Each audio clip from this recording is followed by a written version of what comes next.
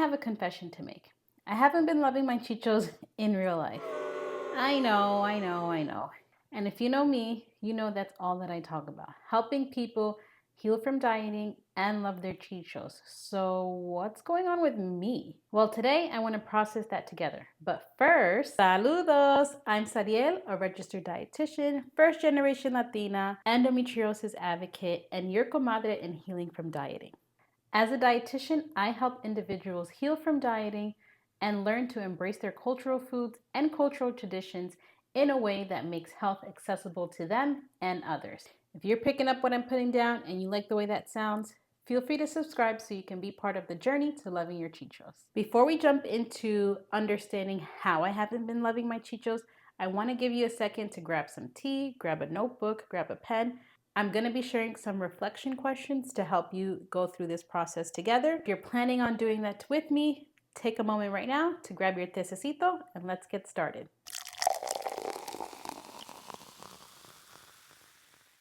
So here's a tececito. I haven't been taking care of myself in the ways that I normally have, and there's a few reasons why that is happening. I did a lot of reflecting to kind of figure out my why, so let's go over that together to help you understand why I haven't been loving my chichos. The real answer is I don't know. I really don't know. I have all the time, I have all the resources, I have all the support, and yet I still can't get myself to a place to recognize what's going on. When I realized that I didn't know why that was happening, a few things came up. The first thing was that I hadn't really processed the year that I just had. If you're new to this channel, I just moved to Texas. It's gonna be a year by the time that you're watching this video. And the year prior to me moving here was full of stress. I had a rough time with my job towards the end.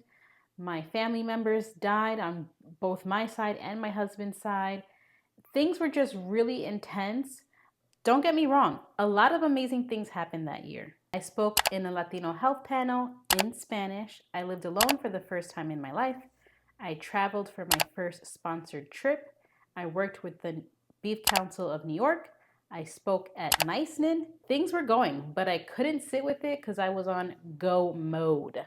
So that when I did move and got here, I just kind of kept going that way. Not to mention the ongoing stress of living in a pandemic, watching multiple genocides be happening all around the world, seeing the ramification of climate change increase because of said wars, not having your politicians listen to you or make decisions that are in your favor. And the list goes on and on why I could be stressed, just like you might be stressed.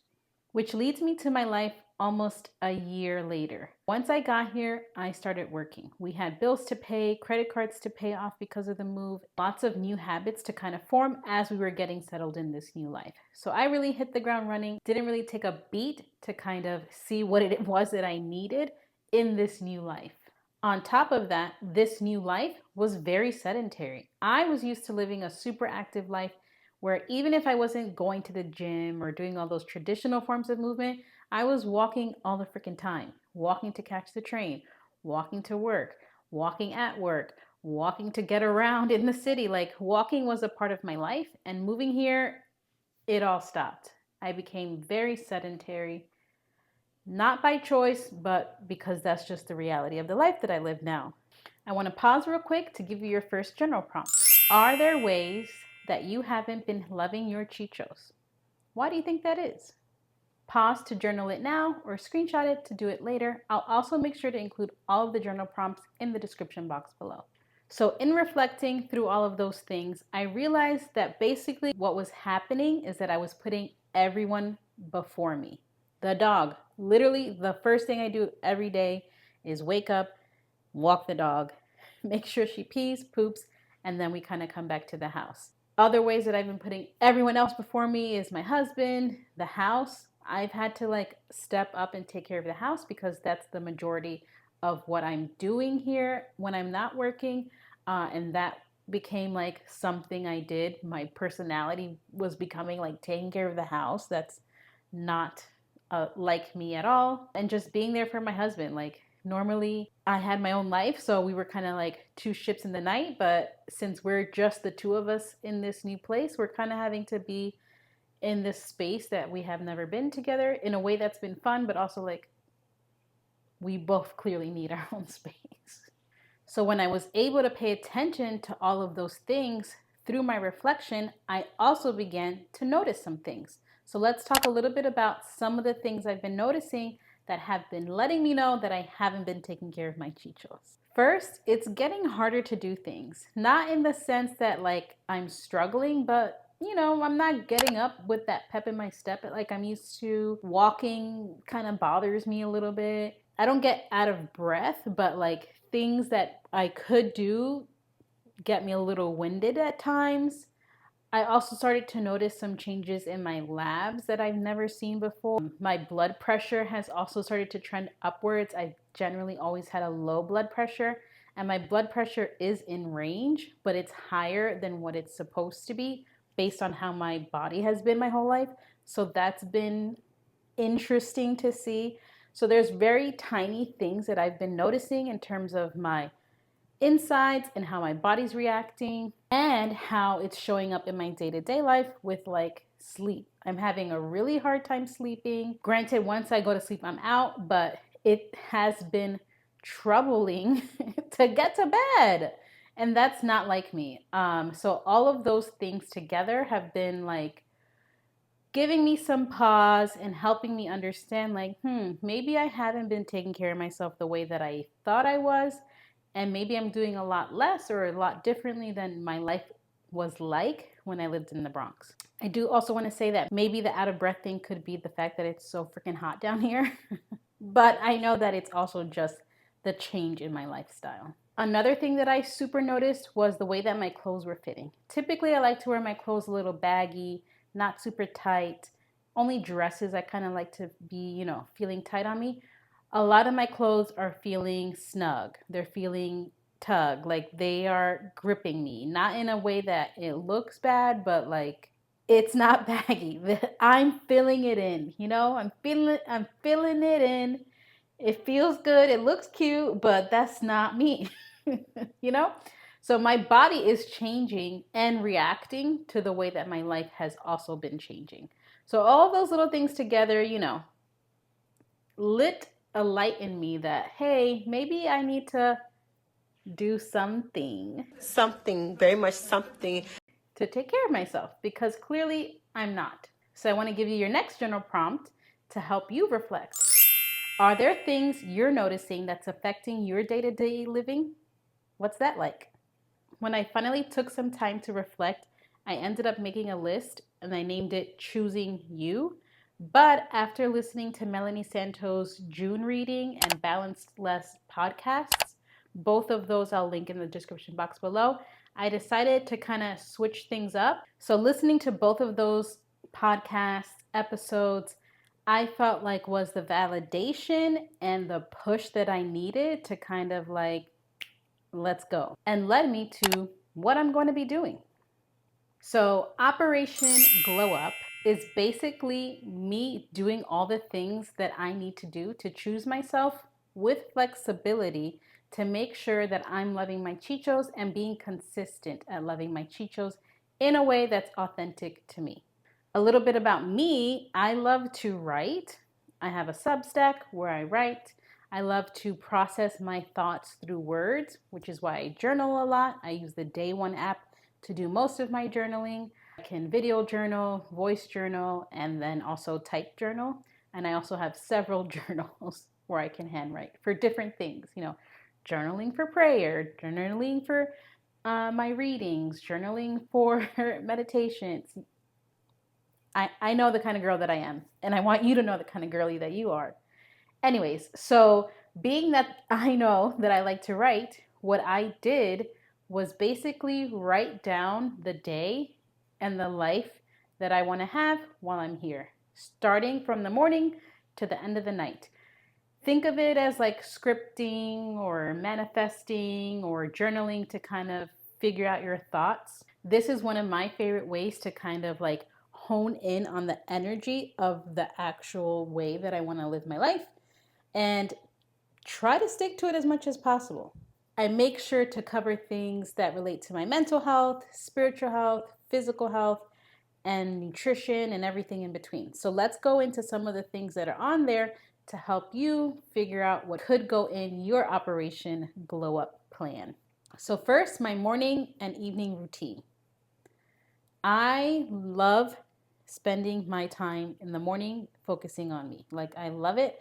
I've always done it. In living here, I kind of dwindled off of it, but I still did it in my own way. But recognizing the ways that I had been neglecting parts of my morning routine helped me prioritize those things again. So first thing I like to do after I walk tuna is make sure that I get into my body. And that can look many different ways. In an ideal day where I have all the time in the world, I like to get up, walk tuna, brush my teeth, meditate, journal, pull some tarot cards or oracle while I'm drinking some tea. Then I like to do a little stretching. That's my ideal morning. I like to have flexibility in my day, so maybe I just choose one or two of those things. Maybe I just choose three of those things. It all depends on my day. When it comes to my nighttime routine, that one's a little one I'm still having trouble with. But in an ideal world, what it looks like is I take a shower when I'm done with clients, maybe have a nighttime snack or light dinner because I'm not trying to eat too heavy. I'm trying to go to bed. Then I would take skincare, take my magnesium, get in bed, do my prayers, maybe read, definitely listen to Yoga Nidra, and go to sleep. What do I do now? Kind of a variation of that. Still figuring it out for my overall Operation Glow Up plan. Another routine that I've been kind of playing around with because of this whole plan is my movement routine. Initially, my plan when I watched the reading and listened to the podcast was to focus on walking as my number one source of movement. But during the time in between that and me filming this, I realized that I don't really love walking. I kind of wrote about it in my Substack. I'll link that post below so that you can check it out if you'd like. What I did realize is that I want to do some kind of movement in the morning. And what I found is this dancey kind of cardio place nearby, and I've been going to those. Granted, if I mess up the nighttime routine, it's really hard for me to go in the morning. So those two are super connected. But in giving myself grace, if I don't go to the workout, the dance class, what I'll do is do some cardio here, and I'm building myself up to do some strength-based movement outside of those sessions. So that looks like lifting weights. On top of that, I'm doing some yoga. I joined Kendra Tolbert's community where we basically practice yoga together and talk about things together, and it's really cute and really nice and really sweet.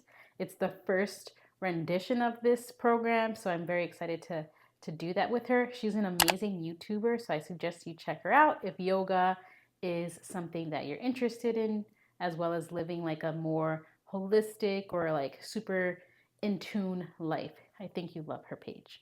So by incorporating the cardio, dancing kind of thing, and then slash cardio when I don't go there, plus the weightlifting and the yoga, I feel like I have a pretty good base of moving my body. Something that I did download in a meditation was that I need to be more nimble, which led me to sign up for Kendra's community, but also include more stretching. So I have lots of stretching videos that I do on Peloton that are super helpful to just get my body loosey-goosey. And I freaking love those. But all of those together are like my movement charcuterie board, like I tell my clients. Another component of my Operation Glow Up is fixing my schedule. I thankfully have full control of my schedule as a contract worker for the company that I work for. So I have the ability to make my schedule work for me, and I was not doing that. I was literally a lo loco trabajando ahí. So what I did was reeled it in and have certain times to see clients and then certain times to work on my projects. And then anything in between that, I play around with it. That's been really helpful. There's some tweaking that needs to happen there, though. I'm not going to lie. I'm still going through it, but it's helpful to have that like separation throughout the week.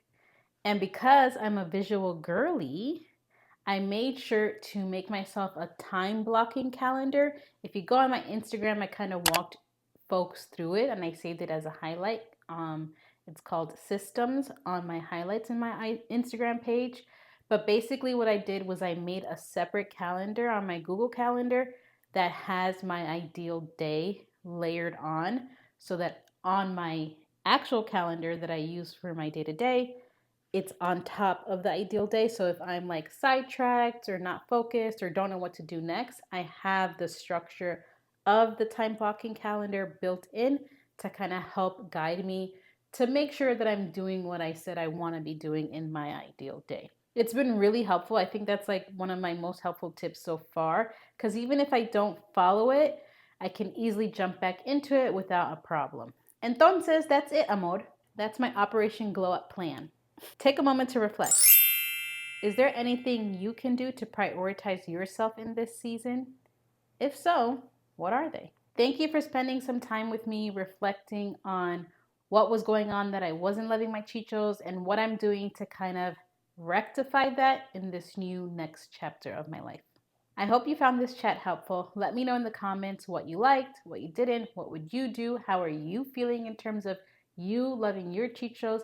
I love talking, especially in the comments, so don't feel shy.